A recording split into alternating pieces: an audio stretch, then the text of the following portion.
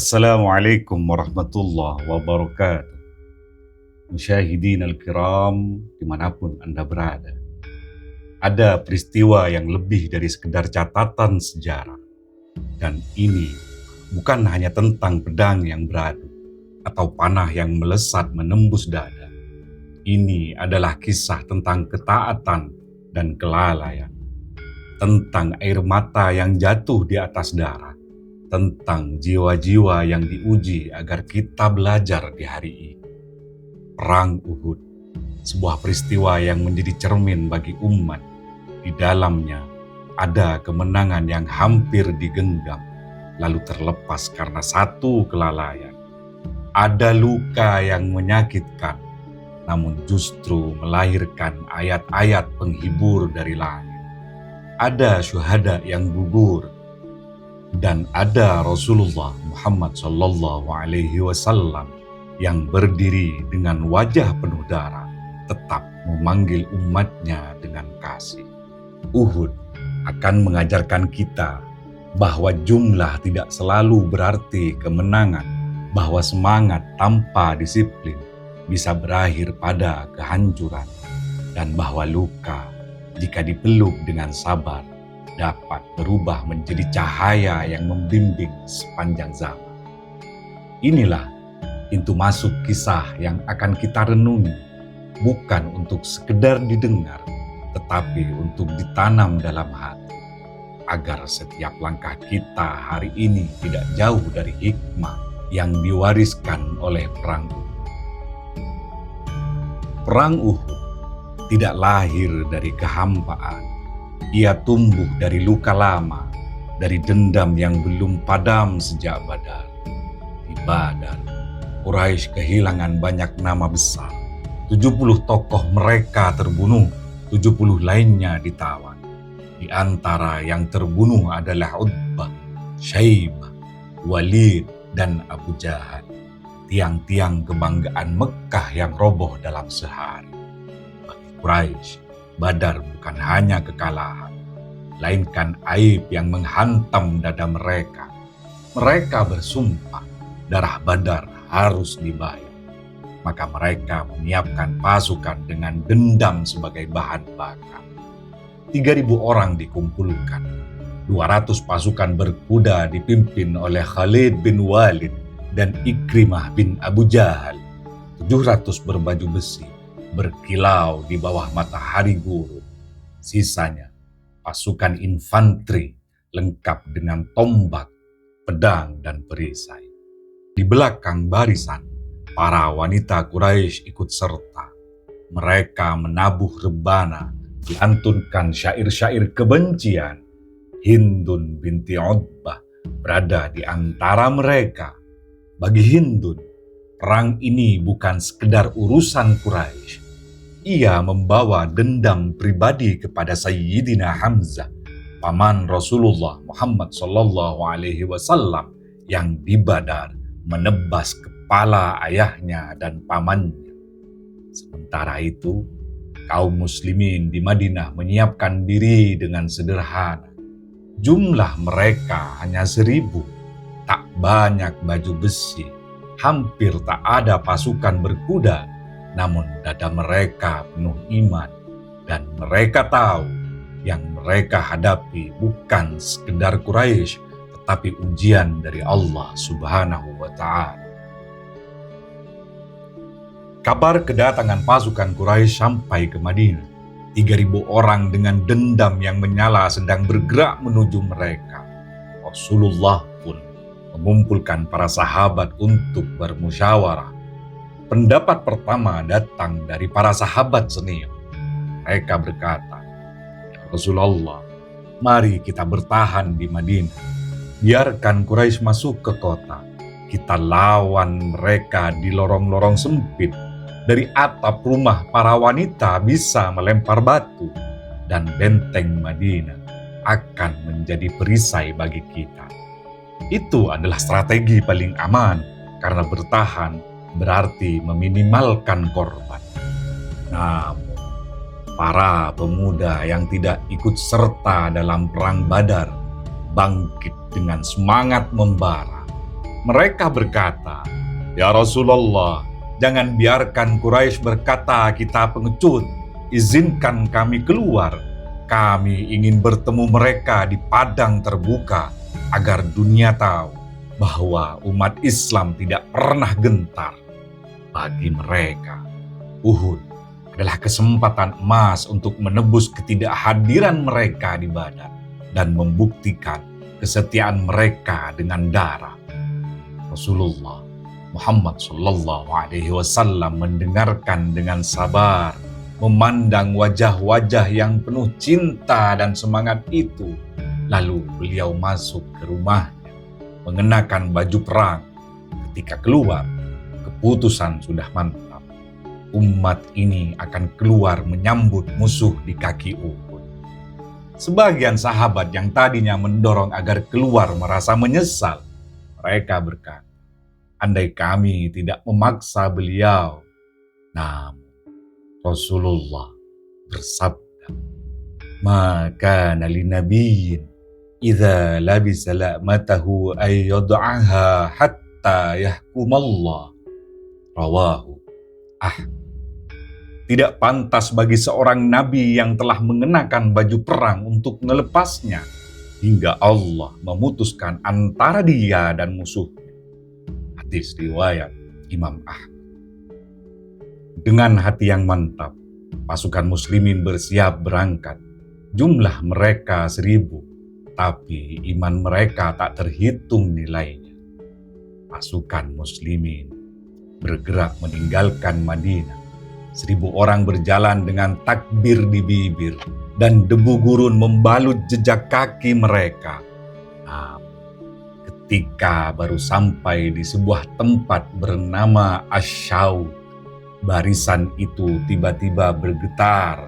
Abdullah bin Ubay bin Salul, pemimpin kaum munafik, berhenti. Dengan suara sinis ia berkata, "Muhammad hanya mengikuti pendapat anak-anak muda, padahal aku tahu strategi terbaik adalah bertahan di Madinah. Kenapa aku harus ikut dalam perang ini?" Ucapannya menyayat barisan. 300 orang yang bersamanya pun ikut berbalik arah. Mereka berkata, "Jika benar akan ada perang, kami pasti ikut. Tapi kami tidak melihat ada perang yang sungguh-sungguh." Maka dari 1.000 yang berangkat, tinggal 700 yang melanjutkan perjalanan. Dan itu adalah pukulan berat bagi kaum muslimin. Jumlah mereka semakin sedikit, sementara Quraisy 3 kali lipat lebih banyak. Namun Rasulullah menenangkan barisan. Biarkan mereka pergi. Allah bersama kita. Allah mengabadikan momen getir itu dalam firman-Nya. "Idh hammat ta'ifatani minkum an tafshala wallahu waliyuhuma wa 'alallahi falyatawakkalul mu'minun."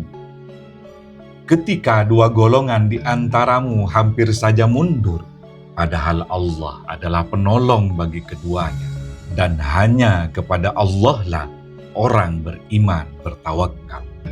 Quran Surat Ali Imran ayat 122. Langkah mereka memang berkurang, tapi hati mereka kini lebih kokoh. Mereka terus berjalan menuju Uhud, dan iman sebagai perisai yang tak bisa ditembus. Jumlah kaum muslimin kini tinggal 700 orang. Sangat sedikit di hadapan 3.000 Quraisy. 700 pasukan yang tersisa itu bukan sekedar angka. Mereka adalah barisan orang-orang terpilih yang hatinya dipenuhi cinta pada kebenaran, yang langkahnya tak goyah meski badai pengkhianatan baru saja berlalu. Matahari mulai naik saat Rasulullah menatap bentang lembah Uhud. Beliau berdiri di puncak sebuah tempat tinggi, mengamati kontur tanah yang akan menjadi saksi antara langit dan bumi. Bukit-bukit itu diam, seolah menanti darah para syuhada yang akan mengalir suci di sisinya. Saat itulah beliau Rasulullah Muhammad Shallallahu Alaihi Wasallam memerintahkan pengaturan strategi. Tidak ada gegabah, tidak ada ambisi, hanya ada hikmah dan bimbingan langit yang menjadi penuntun. Rasulullah Muhammad Shallallahu Alaihi Wasallam menempatkan pasukan Muslim di kaki Gunung Uhud. Beliau memunggungi gunung agar pasukan tidak bisa diserang dari belakang. Barisan diatur dalam formasi 3 sayap, kanan, kiri, dan tengah. Sayap kanan dipimpin oleh Zubair bin Awwam radhiyallahu anhu. Sayap kiri dipimpin oleh Miqdad bin Amr, pendekar gagah yang lisannya pernah berseru lantang saat perang Badar. Wahai Rasulullah, kami tidak akan berkata seperti Bani Israel kepada Nabi Musa. Kami justru akan berkata, pergilah engkau dan Tuhanmu. Kami akan ikut berperang bersama. Bagian tengah dikawal langsung oleh Rasulullah Muhammad Shallallahu Alaihi Wasallam bersama para sahabat-sahabat utama.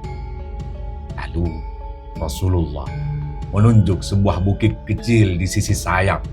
Di sanalah beliau menempatkan 50 pemanah, dipimpin oleh Abdullah bin Jubair.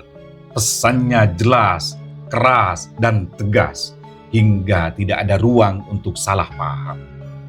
La tabrahu makanakum, wa in ra'aitumuna tahtafuna at-tayr, fala tabrahu hatta arsila ilaikum. Rawahu Al-Bukhari. Jangan tinggalkan tempat kalian, meski kalian melihat kami disambar burung. Tetaplah di pos kalian, sampai aku sendiri yang memanggil kalian. Bukit itu bukan sekedar posisi, ia adalah kunci kemenangan. Jika pemanah bergeser, celah akan terbuka dan musuh akan mudah menembus pertahanan. Pasukan utama disusun rapat di hadapan Rasulullah. Mus'ab bin Umair ditunjuk sebagai pembawa panji Islam, sebuah amanah berat karena selama panji tegak, pasukan tidak akan pernah bubar.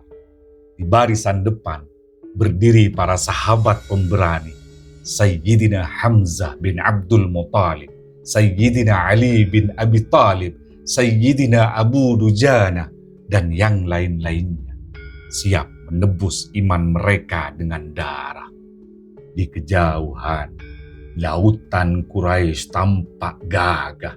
200 pasukan berkuda, 700 berbaju besi, dan infanteri yang memenuhi gurun. Rebana wanita Quraisy berdentum dengan suara Hindun binti Utbah yang menyalakan dendam. 2 pasukan kini berhadapan. Jumlah tidak seimbang, tapi iman menambah kekuatan. Madinah berada di belakang mereka, dan di depan mereka takdir yang akan menulis sejarah. Matahari pagi perlahan naik di atas langit Madinah. Debu padang pasir berputar, dan 2 barisan kini berdiri saling berhadapan.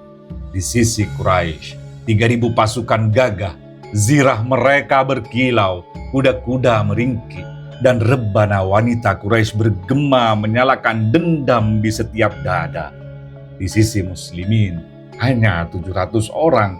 Mereka tidak punya banyak baju besi, tidak punya pasukan berkuda, namun dada mereka penuh iman dan bibir mereka basah oleh takbir.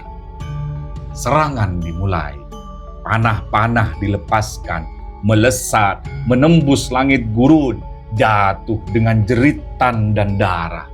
Pedang beradu, memercikkan cahaya, tombak menghantam tameng, suara perang menggema antara takbir yang membahana dan teriakan dendam Quraisy yang tak kalah keras. Di barisan muslimin, Sayyidina Hamzah bin Abdul Muttalib maju paling depan. Singa Allah menebas musuh tanpa henti. Setiap ayunan pedangnya menjatuhkan tubuh-tubuh Quraisy. Semangat muslimin berkobar ketika melihat keberaniannya. Abu Dujana melangkah dengan ikat kepala merah di dahinya, tanda siap mati. Beliau memegang pedang Rasulullah Muhammad Sallallahu Alaihi Wasallam, menebas siapapun yang menghadang hingga masuk jauh ke barisan musuh. Mus'ab bin Umair berdiri tegak menjaga panji Islam. Tangannya kokoh, wajahnya pucat oleh luka, namun panji itu tetap menjulang di atas kepalanya. Selama panji itu tegak, pasukan akan tetap bersatu. Benturan pertama itu mengguncang Quraisy. Barisan mereka mundur, panji mereka mulai goyah, dan sebagian berlarian meninggalkan medan. Takbir muslimin menggema lebih keras dari dentingan pedang. Kemenangan terasa begitu dekat. Nah, inilah awal dari ujian yang lebih besar. Angin bertiup tak lagi ramah. Dari arah celah perbukitan Uhud, pasukan berkuda Quraisy yang dipimpin Khalid bin Walid mulai memutar arah. Sebanyak 200 prajurit berkuda yang sejak awal diletakkan sebagai pasukan cadangan, kini menemukan celah. Barisan pemanah kaum muslimin telah lengkap. Pos pemanah di atas bukit yang sejak awal diberi perintah keras oleh Rasulullah untuk tidak meninggalkan posisi dalam keadaan apapun, telah kosong oleh sebagian besar pasukan. Hanya tersisa Abdullah bin Jubair bersama beberapa orang yang tetap bertahan dengan setia. Namun, suara mereka kalah oleh gemuruh kemenangan yang sudah terlanjur membius sebagian pasukan muslimin. Lantas, seperti kilat yang menyambar, Khalid bin Walid memimpin kudanya naik mengepung dari arah belakang. Posisi pasukan muslimin yang semula unggul kini porak-poranda dari dua sisi, depan dan belakang. Kemenangan yang hampir digenggam kini berbalik menjadi ujian yang mengoyak hati. Barisan Quraisy kembali bangkit, panji kembali ditegakkan, terompet perang ditiupkan. Kaum Quraisy kembali menyerang dengan semangat membalas luka Badar. Barisan mereka menyebar, mengepung dan menggempur tanpa ampun. Sayyidina Hamzah yang begitu gagah kini menjadi sasaran intai Wahsy, budak Habasyi yang dijanjikan kemerdekaan oleh Hindu. Diam-diam membidik tubuh Sayyidina Hamzah dari kejauhan. Sebuah tombak panjang dilemparkan, menusuk dengan presisi ke tubuh sang singa Allah. Sayyidina Hamzah jatuh sebagai syuhada. Tubuhnya kelak akan dikerat, jantungnya dirobek, dan dadanya dilukai. Pertempuran Uhud berubah dari kemenangan menjadi ujian. Dan dari ujian, lahir pelajaran-pelajaran besar tentang ketaatan, kesetiaan, dan makna sebenar-benarnya jihad. Dalam gelap debu Uhud, Rasulullah Muhammad Sallallahu Alaihi Wasallam terluka. Pasukan Quraisy menyerang dari segala penjuru, batu, panah, dan pedang menghantam ke arah Rasulullah, dan bahkan musuh berteriak mengabarkan Rasulullah sudah wafat untuk menciptakan kekacauan dan kepanikan. Namun, ketika Sayyidina Anas bin Nadir mendengar kabar itu, beliau berkata, "Wahai kaumku, jika benar Rasulullah telah wafat, maka bangkitlah dan mati seperti apa yang ia mati untuknya. Apa gunanya hidup setelah wafatnya Rasulullah?" Beliau lalu maju ke gelanggang laga, menyerbu musuh seorang diri hingga syahid. Tubuhnya dihujani lebih dari 80 anak panah. Tubuhnya tak dikenali, kecuali oleh saudari perempuannya dari bekas jari. Di titik lain, para sahabat terdekat mulai menemukan Rasulullah yang tengah berada di celah batu bersama sahabat-sahabat pilihan, Sayyidina Abu Bakar, Sayyidina Umar, Sayyidina Ali, Sayyidina Talha bin Ubaidillah, Sayyidina Sa'ad bin Abi Waqqas, Sayyidina Abu Dujana, dan beberapa yang lain membentuk barikade pelindung. Talha bin Ubaidillah menyerahkan dirinya sebagai perisai. Beliau menahan sabetan demi sabetan hingga tangannya lumpuh. Rasulullah Muhammad Shallallahu Alaihi Wasallam bersabda, barang siapa ingin melihat seorang syahid yang masih hidup, lihatlah Talha bin Ubaidillah. Di sisi lain, Abu Dujana berdiri kokoh dengan punggungnya menutupi tubuh Rasulullah, menangkis anak panah dengan tubuhnya sendiri. Sayyidina Ali bin Abi Thalib dan Sa'ad bin Abi Waqqas memanah tanpa henti, menghalau setiap yang mendekat. Perang belum selesai, kekacauan belum mereda. Pasukan Quraisy mulai menarik diri, namun bayangan kekalahan masih membekas di tubuh para sahabat yang terluka. Saat itu, langit Uhud menyaksikan satu persatu nama mulia dipanggil kembali kepada Tuhannya. Syuhada, para martir, mereka yang gugur bukan karena lemah, tapi karena kokoh menjaga cinta pada Rasulnya. Di antara mereka ada Mus'ab bin Umair, duta pertama Islam, seorang bangsawan Quraisy yang menanggalkan segala kemewahan demi dakwah. Beliaulah pemegang panji kaum muslimin pada perang Uhud. Saat tangan kanannya ditebas, beliau alihkan ke kiri. Saat kirinya putus, beliau dekap panji itu di dadanya. Akhirnya tubuhnya ditikam dan panji pun jatuh. Tapi sebelum hembusan nafas terakhir, Sayyidina Mus'ab mengucapkan kalimat yang abadi. Muhammad hanyalah seorang Rasul. Sungguh telah berlalu sebelumnya beberapa Rasul. Kalimat ini kemudian diabadikan Allah dalam Al-Quran. Wa ma Muhammadun illa Rasul qad khalat min qablihi rusul afa imma ta'au kutilan qalabtum ala a'qabikum wa may yanqalib ala aqibai falay yadurrullaha syai'a wa sayajziyallahu syakirin. Muhammad hanyalah seorang Rasul. Sungguh telah berlalu sebelumnya beberapa orang Rasul.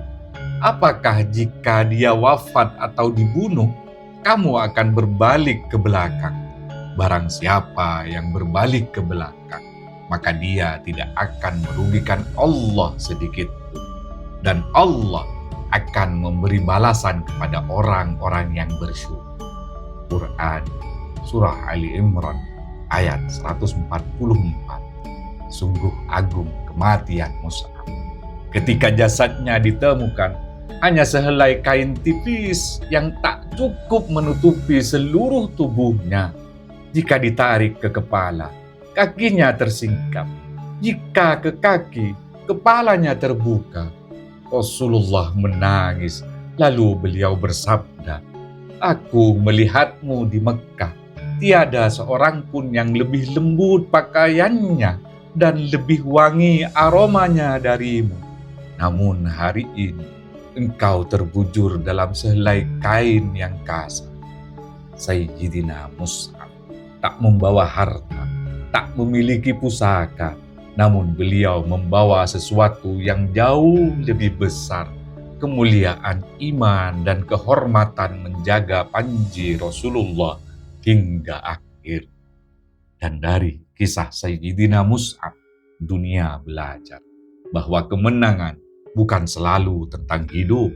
Kadang justru terletak dari cara yang indah untuk gugur. Mereka gugur, tapi mereka hidup.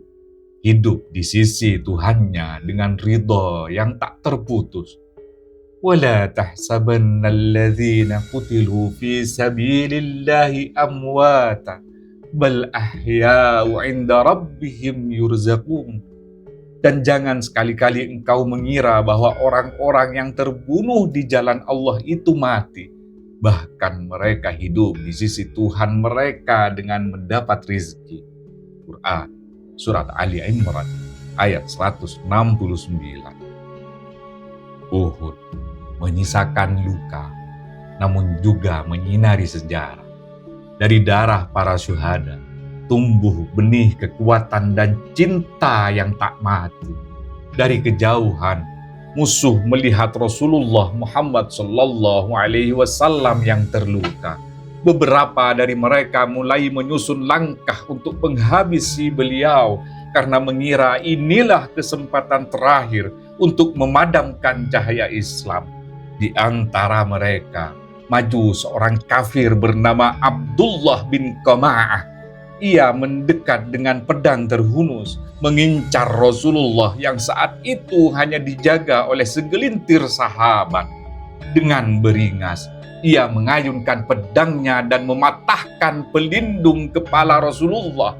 Pukulan itu menembus hingga 2 mata rantai menancap di wajah mulia Rasulullah. Saat langit Uhud memerah oleh debu dan darah, di antara mereka yang tetap bertahan, ada sosok pemuda yang seakan memikul 2 dunia dalam dadanya. Cinta kepada Rasulullah dan tekad untuk tetap hidup demi membela kebenaran. Beliau adalah Thalhah bin Ubaidillah, salah satu dari 10 sahabat yang dijamin surga pada hari Uhud. Beliau menjadi perisai hidup bagi Rasulullah. Ketika pasukan muslim kocar-kacir dan tubuh Rasulullah terluka, Thalhah maju tanpa ragu. Beliau menangkis anak panah dengan tangan kosong. Beliau menutup tubuh Rasulullah dari lemparan tombak. Beliau menyerang siapapun yang mendekat dengan keberanian yang tak tertandingi. Tangan Sayyidina Thalhah pun akhirnya lumpuh, terkena sabetan pedang demi menyelamatkan Rasulullah. Namun beliau tak mengeluh, tak menyingkir. Bahkan ketika tubuhnya hampir rubuh, beliau tetap berdiri di antara Rasulullah dan kematian. Rasulullah bersabda tentangnya, barang siapa ingin melihat seorang syahid yang masih berjalan di muka bumi, maka lihatlah Thalhah bin Ubaidillah. Rawahu Tirmidzi. Dan di saat yang lain, beliau bersabda, Thalhah termasuk dari mereka yang telah memenuhi janji mereka kepada Allah. Hadis riwayat Muslim. Di sisi lain medan perang, ada juga Abu Dujana, sang pendekar merah. Ia mengenakan sorban merahnya, tanda bahwa hari itu beliau siap untuk mati di jalan Allah. Abu Dujana melindungi Rasulullah dari atas, membungkukkan tubuhnya agar anak panah tak mengenai Nabi. Panah-panah musuh pun tertancap di punggungnya, hingga disebut bahwa tubuhnya ibarat perisai yang penuh dengan tusukan. Rasulullah pun mencintainya karena keberaniannya yang luar biasa. Dan di barisan wanita, ada Sayyidah Nusaybah binti Ka'ab, singa betina dari Madinah. Saat kaum laki-laki terpukul mundur, beliau justru maju ke depan, memegang pedang dan perisai. Beliau berdiri di sisi Nabi, bertempur layaknya prajurit sejati. Luka di tubuhnya mencapai belasan, namun ketika ditanya, apakah engkau menyesal? Beliau menjawab, aku hanya menyesal satu hal. Saat itu, aku tidak bisa menjadi tameng untuk seluruh tubuh Rasulullah. Perang Uhud bukan sekedar kisah kalah dan menang. Ini adalah kanvas yang menampilkan warna cinta, pengorbanan, dan keimanan. Di medan tempur itulah kita mengenali para pecinta sejati yang jika harus memilih antara hidup atau Rasulullah, mereka memilih Rasulullah, walau artinya mereka harus kehilangan nyawa mereka sendiri. Di antara para perisai hidup Rasulullah di Uhud, ada satu nama yang gemanya menggetarkan langit.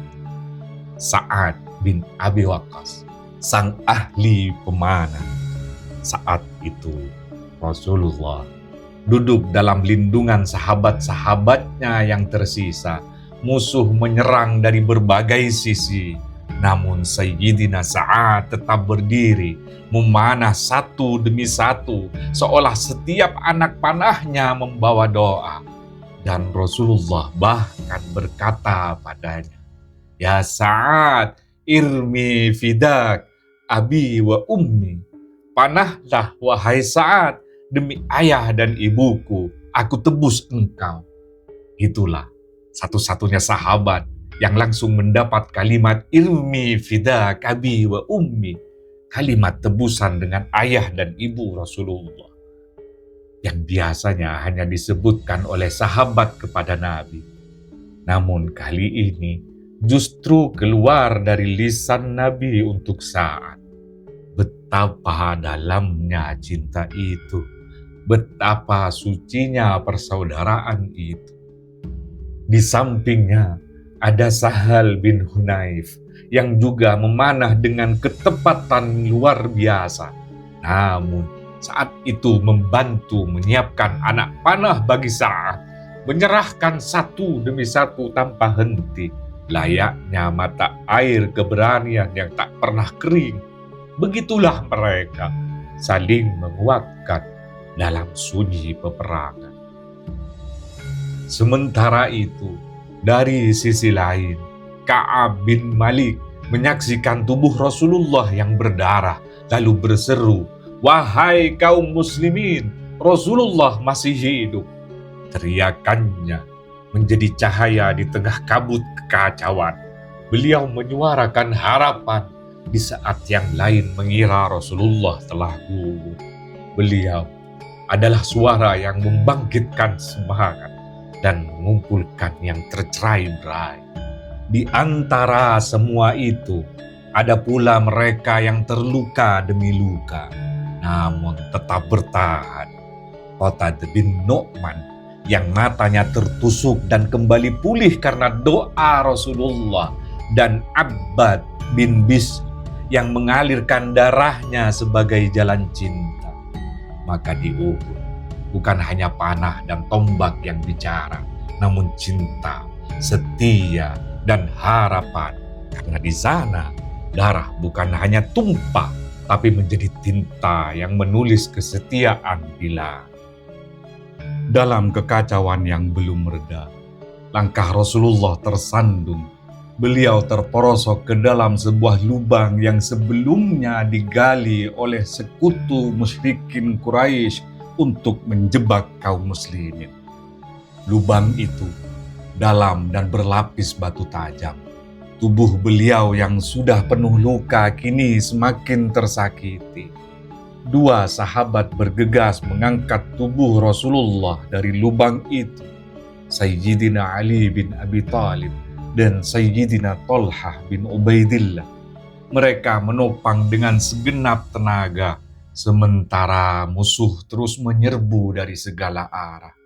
Ketika tubuh Rasulullah terangkat, darah masih mengalir dari wajah sucinya.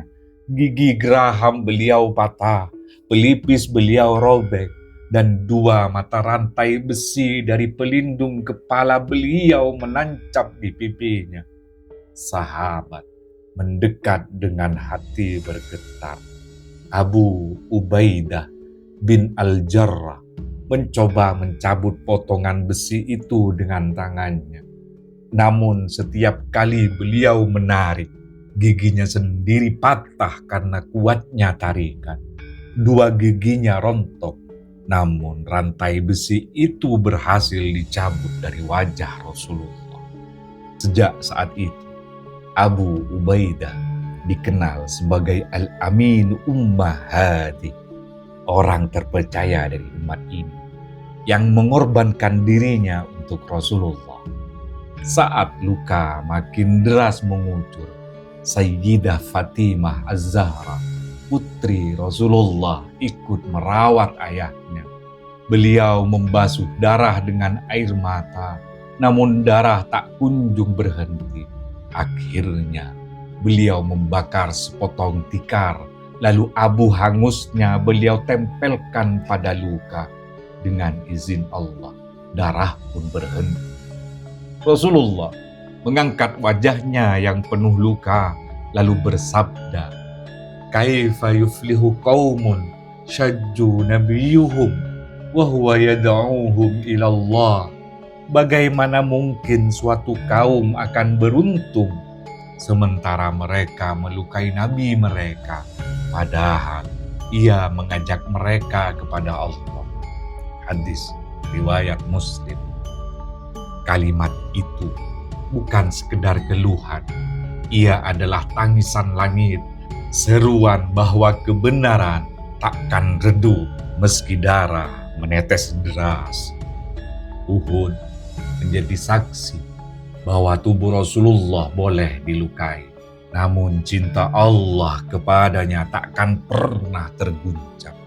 Dan umatnya belajar bahwa mengikuti beliau berarti siap menanggung luka, sebagaimana beliau menanggung luka demi menyelamatkan umat. Setelah pertempuran mereda, langit Uhud dipenuhi hening yang berat. Di tanah berserak jasad para syuhada, dan di wajah kaum muslimin tergambar luka yang mendalam. Namun, di balik darah dan air mata, Rasulullah menyingkapkan sesuatu yang pernah beliau lihat sebelumnya, sebuah mimpi. Beliau bersabda, "Ra'aitu fi manami anni fi dira'in hasinah wa anni dhababtu sayfi fanqata'a sadruh fa idza huwa ma asiba minal mu'minina yawma Uhud wa anni fi dira'in hasinah fa idzal Madinah." Aku melihat dalam mimpiku seakan aku berada dalam baju besi yang kokoh, dan aku menebas pedangku hingga bagian tengahnya patah. Itu adalah tanda kaum mukminin akan terkena musibah daripada Uhud, dan baju besi kokoh itu adalah Madinah. Hadis riwayat Ahmad. Mimpi itu adalah peringatan. Lembu yang disembelih adalah tanda para sahabat akan gugur. Pedang yang patah adalah tanda Nabi sendiri akan terluka. Dan baju besi yang kokoh adalah tanda bahwa Madinah adalah benteng yang seharusnya dijaga. Seakan mimpi itu kini menjadi kenyataan yang menyayat. Para sahabat gugur, Rasulullah terluka, dan Madinah tetap menjadi benteng yang selamat. Allah pun menurunkan ayat-ayat untuk menguatkan hati yang terguncang.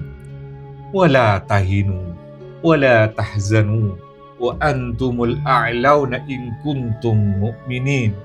Janganlah kamu merasa lemah dan jangan pula bersedih hati. Kamulah yang paling tinggi derajatnya jika kamu benar-benar orang yang beriman.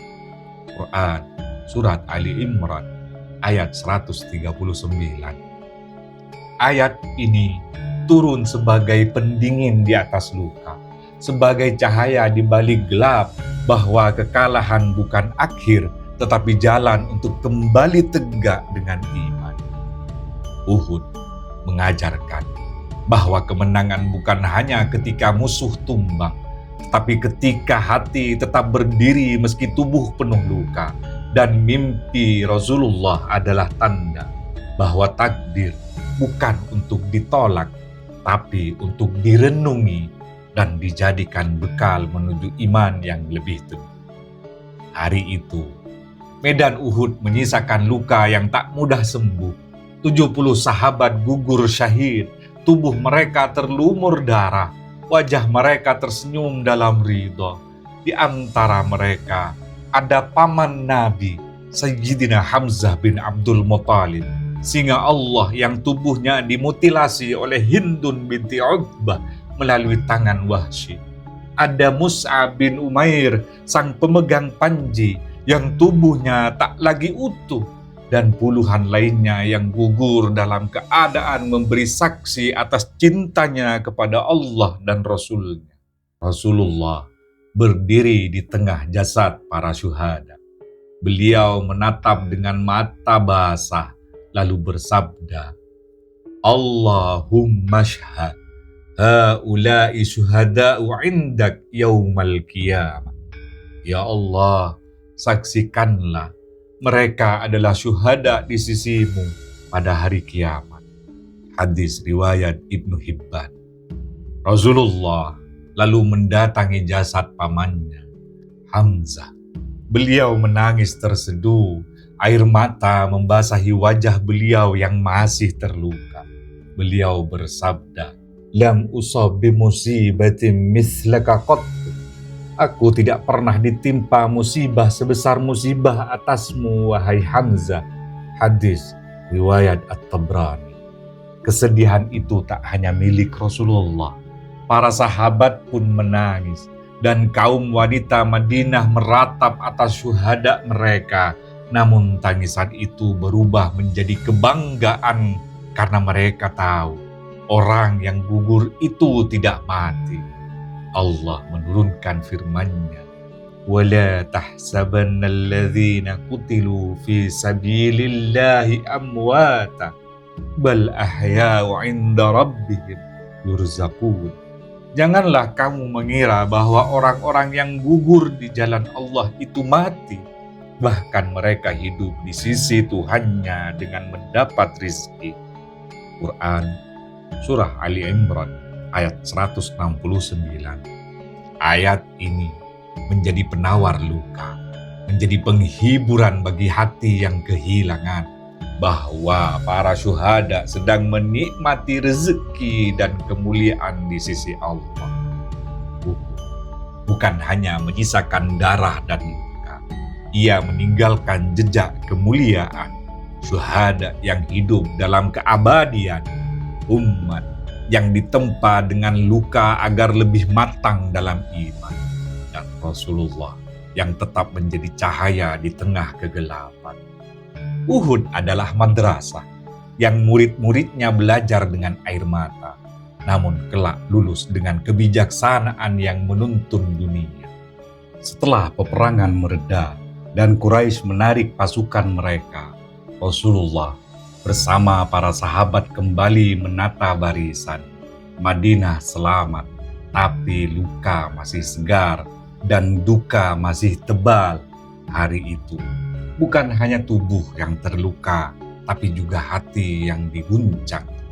Kaum munafik yang mundur di awal perang menebar ejekan, seakan kekalahan itu akibat keputusan Rasulullah. Namun kaum muslimin yang benar-benar beriman justru semakin teguh, karena mereka menyadari bahwa kekalahan adalah ujian, bukan tanda kehinaan. Allah menurunkan firman-Nya yang menghibur dan menegur dengan penuh kasih.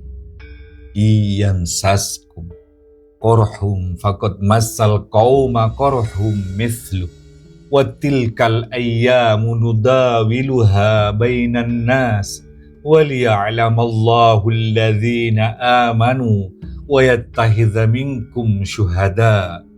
Jika kamu ditimpa luka, maka kaum itu pun telah ditimpa luka yang serupa, dan masa-masa itu kami pergilirkan di antara manusia agar Allah mengetahui siapa yang beriman, dan agar Allah menjadikan sebagian dari kalian sebagai syuhada. Quran Surah Ali Imran ayat 140. Ayat ini menegaskan pergantian antara menang dan kalah adalah sunnatullah, dan dari kekalahan lahirlah syuhada yang memuliakan umat ini. Rasulullah lalu memerintahkan agar para syuhada Uhud dimakamkan di medan mereka gugur. Mereka dikuburkan dengan darah yang melekat di tubuh mereka tanpa dimandikan. tanpa dikafani lebih dari apa yang ada pada mereka. Dan beliau bersabda, "Zayyinuhum bidimaihim, fa innahu laysa kalfuhum jurhun illa jaa yaumal qiyamah yafuhu miska." Biarkan mereka dihiasi dengan darah mereka, karena setiap luka mereka kelak pada hari kiamat akan memancarkan wangi misik. Hadis riwayat Para sahabat menatap liang-liang kubur sederhana itu dengan air mata. Namun di balik kesedihan ada kelegaan bahwa mereka yang gugur telah selamat dari dunia dan sedang tersenyum di sisi Allah. Uhud pun menutup harinya dengan sunyi, bukan sunyi tanpa makna, melainkan sunyi yang penuh dengan doa dan tekad untuk tidak mengulang kelalaian yang sama. Uhud adalah luka, tetapi juga guru. Ia mengajarkan bahwa jalan menuju Allah adalah jalan yang penuh ujian, dan hanya mereka yang sabar yang akan sampai pada cintanya. Hari-hari setelah Uhud adalah masa renungan bagi kaum muslimin. Mereka kembali ke Madinah dengan hati yang berat, luka belum sembuh, air mata belum kering, dan suara rintihan keluarga para syuhada masih terdengar di setiap rumah. Namun, Rasulullah tidak membiarkan umatnya larut dalam kesedihan. Beliau menegakkan sholat, menenangkan jiwa-jiwa yang gundah, dan mengingatkan bahwa Allah tidak pernah meninggalkan mereka. Allah berfirman yang menjadi penghibur sekaligus pengingat, "Wa asa an takrahu syai'a wa huwa khairul lakum, wa asa an tuhibbu syai'a wa huwa syarrul lakum, wallahu ya'lamu wa antum la ta'lamun." Boleh jadi kamu membenci sesuatu, padahal itu baik bagimu. Dan boleh jadi kamu menyukai sesuatu, padahal itu buruk bagimu. Allah mengetahui, sedangkan kamu tidak mengetahui. Quran Surah Al-Baqarah ayat 216. Kekalahan di Uhud ternyata adalah pintu menuju kebangkitan. Allah ingin mengajarkan ketaatan yang murni, bahwa kemenangan hanya datang bila umat benar-benar tunduk pada perintahnya. Di sisi lain, Quraisy yang semula merasa menang tidak mampu melanjutkan serangan ke Madinah. Mereka pulang dengan dendam yang masih menyala, namun ketakutan bahwa kaum muslimin akan kembali bangkit lebih kuat. Rasulullah sendiri menguatkan pasukannya. Beliau memerintahkan mereka untuk tetap siap karena ujian belum berakhir dan musuh bisa saja kembali kapanpun. Maka Uhud menjadi cermin. Bagi yang lalai, ia adalah peringatan. Bagi yang sabar, ia adalah penghiburan. Bagi yang gugur, ia adalah kemuliaan. Dan bagi kita hari ini, Uhud adalah suara yang berbisik dari masa lalu. Jangan ulangi kelengahan. Jangan biarkan dunia memalingkanmu, karena jalan menuju Allah adalah jalan yang penuh ujian, dan hanya mereka yang teguh yang akan sampai pada cahaya. Selepas perang, Rasulullah tidak berlama-lama dalam kesedihan. Beliau tahu musuh bisa saja kembali kapan saja. Maka beliau memerintahkan para sahabat yang ikut dalam perang Uhud, meskipun tubuh mereka penuh luka, untuk segera bersiap menghadapi kemungkinan serangan ulang Quraisy. Hari itu dikenal sebagai Hamra al-Asad, hanya sehari setelah Uhud.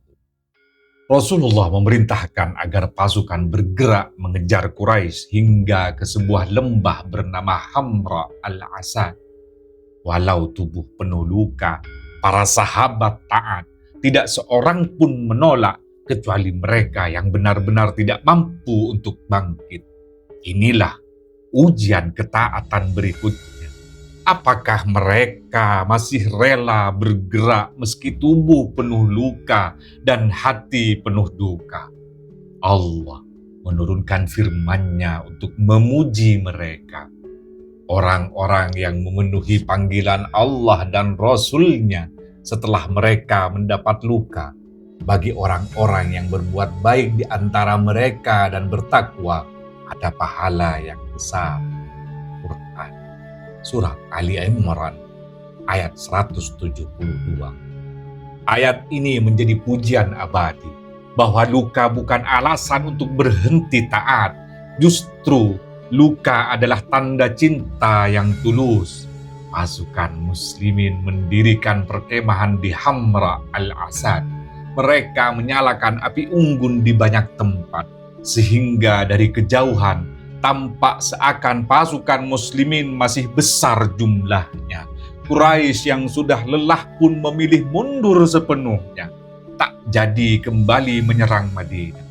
Dengan itu, Allah menutup peristiwa Uhud bukan dengan kehancuran, tetapi dengan kehormatan bahwa umat Islam meski kalah di medan tempur, tetap berdiri dengan wibawa dan keteguhan. Uhud mengajarkan bahwa luka bukan akhir, bahwa duka bisa menjadi kekuatan, dan bahwa mereka yang setia pada Rasulullah meski dalam keadaan berdarah, tetap dimuliakan dengan sebutan mulia di sisi Allah. Orang-orang yang tetap menjawab panggilan Allah dan Rasul-Nya setelah ditimpa luka. Tahun-tahun berlalu setelah perang Uhud, namun Rasulullah tidak pernah melupakan syuhada yang gugur di kaki gunung itu. Beliau sering menziarahi makam mereka, mendoakan mereka, seakan berbicara dengan sahabat-sahabat yang telah mendahului. Diriwayatkan, Rasulullah Muhammad SAW setiap tahun berziarah ke syuhada Uhud. Beliau berdiri di hadapan mereka, mengucapkan salam dan mendoakan ampun untuk mereka sebagaimana doa bagi orang hidup. Assalamualaikum bima sabartum fa ni'ma uqbaddar. Salam sejahtera atas kalian karena kesabaran kalian, maka alangkah baiknya tempat kesudahan itu.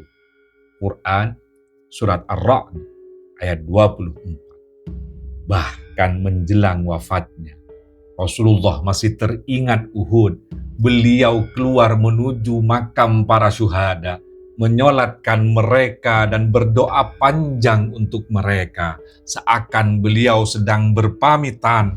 Para sahabat yang ikut dalam rombongan itu menangis karena mereka merasa Rasulullah sedang menyiapkan diri untuk pertemuan dengan Tuhannya, sebagaimana para syuhada telah lebih dahulu dipanggil.